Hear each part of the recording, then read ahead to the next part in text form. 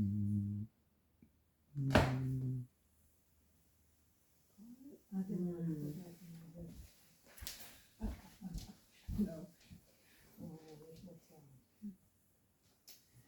Have you ever found yourself in a hard spot in the water? Perhaps you were drowning or you found yourself on a rock and you couldn't quite get to shore. Did you have a helicopter come to your aid, or did a dog jump out of that helicopter? A lot of people in the United States have dogs, and many people like dogs. But not everyone knows all the ways in which dogs serve people. Personally, I have taken care of at least 5 different dogs. One of those dogs my family has had for about 12 years. And another dog I have walked for a neighbor for well over a year. Today, I would like to take you guys over 3 kinds of dogs and how they help people: search and rescue dogs, lifeguard dogs, and hearing dogs. The first one I would like to take you over is search and rescue dogs. According to American Kennel Club staff 2023, there are 2 disciplines for the search and rescue dogs. You have the quote live and the quote dead disciplines. The live discipline, you have the tracking and the trailing dogs. These dogs are going to be on a leash, and they are going to take one person around looking for someone else. And their job is to look for someone in particular, a set person. The other part of the live discipline is that of air scent dogs. Air scent dogs are good for going out in nature, for big pieces of land, not so much a city. And their job is to just look for anyone in general, and they are not going to be on a leash. And the other discipline that the American Kennel Club staff gives is that of the dead discipline. Now, these dogs are also called cadaver dogs, and their job is to smell for the decomposition of a person. I'd like to give you guys a specific example of a search and rescue dog, that of Frida.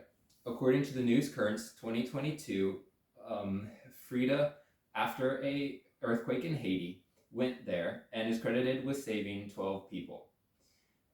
We also know that in the 2010s, she found bodies, and those were then able to be buried. Now, Frida became famous, and there are even statues of her in Mexico, and her face was even on t-shirts. The next point I would like to take you guys over, the second point, is that of lifeguard dogs. Now, in Maine, there are 2 lifeguard dogs, and they're called Beacon and Buoy. According to News Currents 2023, being Newfoundlands, they have a strong ability for swimming.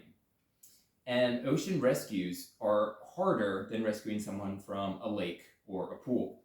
But according to News Currents, quote, Buoy and Beacon can help with rescues no matter the conditions. They are also the only 2 dogs in the United States who were trained to do this kind of rescue. That is, according to News Currents in 2023. I would also like to tell you a little bit about Italian lifeguards.